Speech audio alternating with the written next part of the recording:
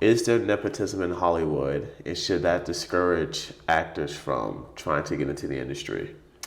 It shouldn't discourage any actor or anybody aspiring to do something from getting into the industry. Nepotism should not discourage you from pursuing anything that your heart's set on. Now, I will say, should discourage someone from moving here? I think there should be a lot of things that discourage people from moving here. When I say here, I mean Los Angeles, and possibly any other major film market. Today, you can make so much stuff that with value right where you're at. Though I do not believe nepotism should stop. I do not believe nepotism should stop someone from going forward with their career. Your thoughts? I agree with you. Nepotism is alive and well in Hollywood. It runs very deep. I just discovered that Nicolas Cage is related. It's the nephew of Francis Ford Coppola, who is the guy who directed all the Godfather movies. Oh, really? Yeah, Nicholas. He just goes by a different name. His real name is Nicholas something Coppola, but he goes by Nicolas Cage because he didn't want to get cast because of his last name. He wanted to be cast because he's Nicolas Cage. I see. You know what I mean? So it runs deep, and we look at a lot of actors in the industry, especially people who aren't our color.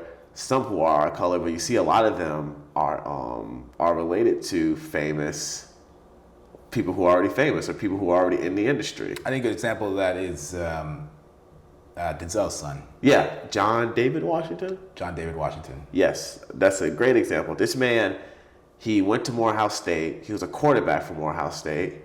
You know what I mean? I didn't think he even had acting in his mind.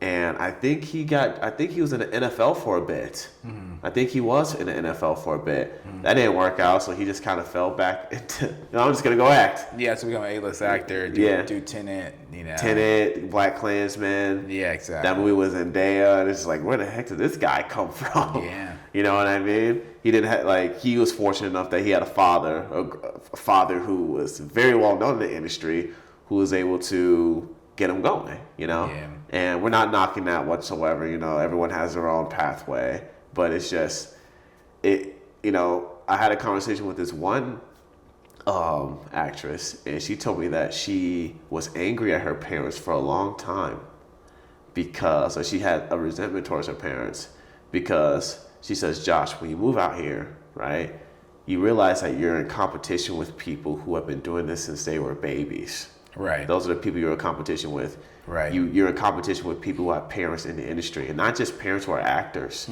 parents who are producers, parents who are sound people, whatever, directors, And it's like when you move here, you don't have any of that. It's like you feel a certain type of way. Mm-hmm. And she said she resented her parents for a long time because she always knew she wanted to be an actress, and she wishes that her parents would have pushed her towards that more. Yeah. You hear about Metro Boomin's mother. This has nothing to do with acting, but she drove this dude to Atlanta, Georgia, like 9 hours almost every weekend to meet with Future.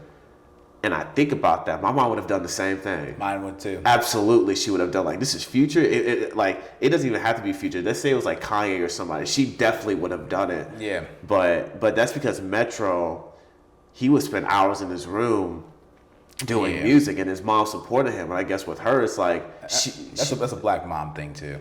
Exactly. Like the black mom, son bond, daughter bond, whatever. It's just black men have a tremendous amount of respect for their mothers, and their mom has a tremendous amount of belief in their sons. If you watch Kanye's documentary on Netflix, there's 3 parts to it. It's probably one of the most inspiring stories I've heard. Like you can throw, Steve Jobs, you can throw all these other people's names in there, and I will tell you, this is up there with them, one of the most inspiring stories, because Kanye, I always joked around with this. Kanye looks like an average middle-aged black man. Yeah. Like this man could be. Your college professor. This man can also be the dude washing your car. The uncle at the barbecue. This could be uncle at the barbecue. But he had his name up there and buzzing to the point of like 2 billion was ringing alongside his name. And he's probably going to transcend back up there any given day just because that's who he is. If you watch this documentary, you realize he's always been that.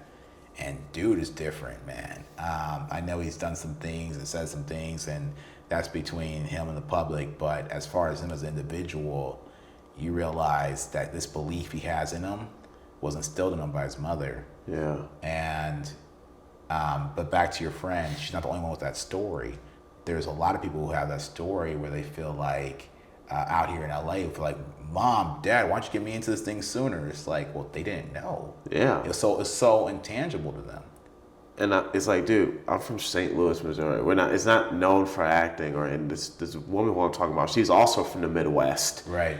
And it's like, it's not, the Midwest is not known for his acting. Yeah. I can understand if you're in LA, and if you feel a certain type of way, course. you know what I mean? Because you hear about so many kid actors who started young, and now, you know, like Natalie Portman, Jake Gyllenhaal is nepotism too, because both his parents are in the industry. I didn't know that. Yeah, I remember I was talking to the same girl. I was like, you know, Jake Gyllenhaal's one of my favorite actors, and she was like, well, you know, Jake Gyllenhaal went to the best private school in elementary school. No, he went to the best high school, the best private high school in not just the state but the country. Wow. And then that has one of the best theater programs. And you want to know why he went there? I was like, because he has rich parents. Like, Josh's parents are in the industry.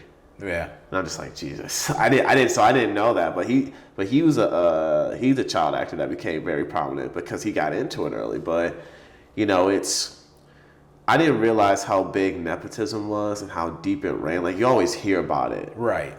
But I didn't realize how deep it was until I actually moved here. It's deep. It's so deep, it's insane. It's deep. And you always hear about, like, I feel like in the Midwest, it's more nepotism with businesses and, like, you know, like, you know what I mean? If I have to get a job, I'll go through my friend's dad, or my dad can get me a job, stuff like that. That's everywhere, you know what I mean? But definitely prominent in the Midwest because we're from there and we see that more. Right. But here in the entertainment industry, it runs so deep that you don't even realize it. It does run deep, you know. And then, and being a child actor does give you time. It helps you to get time to know cast. Those 10,000 hours. Get some 10,000 hours in early. You set it nail on the head.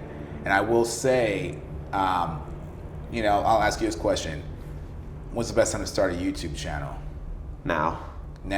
What do a lot of people say that when the best time to start a YouTube channel is? When you're ready, or tomorrow? A lot of people say 10 years ago. 10 years? Yeah, dude. Mm-hmm. That's the same way these actors feel. When they come out here, they're like, when's the best time to start? 10 years ago. And so you're always going to have that feeling. Just be glad you didn't start, you know. They're like, oh, man, I waited 10 years to start. Be glad it wasn't 11. So, technical issue. We're back. Yeah, camera died, guys. Yeah, technical issue. The camera was overheating, but we want to get back to that. Nepotism. It does run deep. It's deeper than anyone could fathom from any place other than the mecca of entertainment. And with that, it still can be defeated. Yeah. You know, I believe in the David and Goliath story. I believe in the underdog story. I believe that you can take on any giant. And even though nepotism runs so deeply in the veins of Hollywood, if you make captivating projects for yourself, you go out and take the risks for yourself, then who can stop you from reaching an audience, right? That's true. Easier said than done. Easier said than done. You know how hard it is to make a film. Yeah, it's extremely hard. You know, it's not easy. I was looking at the cut of my project last night, dude, and I was looking at the cut of my project last night, and I was blown away. And I was blown away because I'm like, dang, man, that's what happens when you shoot for like 4 years. You get all this stuff. You're like, and I walked away from my project because I'm just like, I know there's a lot more to go. But then looking at it all cut together, like, there really isn't. Yeah. Like, you're at 90% of the bar, you know, but you want to walk away from it because you're like, crap, this is a lot of work. You got to, because right after you're done, it's sound, it's color grading, right? All the expensive stuff. All the expensive stuff, right? And color grading doesn't really matter to people who don't know about it, but your cinematographer shouldn't be the same one who colors it. Dude, I remember you showing me the same shot without color grade and with it color grade. I'm like, holy cow, color grading does make a huge difference. It's a huge difference. That orange and teal, right? For those action movies? Orange and teal, dude. Yeah. I mean, I'm not going to do an episode to that because it's just so specific and not too many people know about it. But orange and teal, man, it's just like, color grading is such a... And the reason why color grading is important is because we shoot in such a flat profile. I never understood what people meant by that. They shoot flat. it's the same way like I record without any effects on my voice, obviously. And you do that so you can take it any direction, north, south, east, or west, right? And so when you shoot in a flat, the more expensive the camera is, the flatter it shoots. There's no saturation. The picture's just super flat. Right. And when they color it, they can take it to a warmer color, make it this type of mood, or they take it to a colder color, make it this type of mood. And so they can take it anywhere they want to in post. If they want to make it a heated moment between you two, or they want to make it a sad, sombering moment between you two, or a pensive moment. And that's why you shoot so flat. So when you get this expensive footage back, you look at it, you're like, this looks, I spent this much money on this footage. You're like, look, I spent this much money for like it to be this flat, but that's how it's supposed to be. That's how it is. And when you get a Canon for $500 or $1,000, they'll have artificial saturation inside of the camera. So like the camera will put color onto you by itself. It's put so much saturation on you, you can't remove it in post. Mm-hmm. And so you can't change the mood of that scene. It's sort of a Canon shot. And it's like, you know, that's what you got. Right. And so this doesn't really pertain to most people, but it's still good to know stuff when you go into this industry. If you're a mover and shaker and you spearhead projects, you're going to pierce through nepotism. Right. Nepotism, it definitely gives the your competition, or it gives certain actors or certain people an advantage, but it's not the end all be all at the end of the day. At the end of the day, it's all about why you're doing this in the first place. And as long as this can sound super basic, but as long as you believe in yourself, get up every day, keep doing the same thing, you'll eventually become successful in whatever you're trying to pursue. This is Black Hollywood, guys. Keep going. Yep, go be great.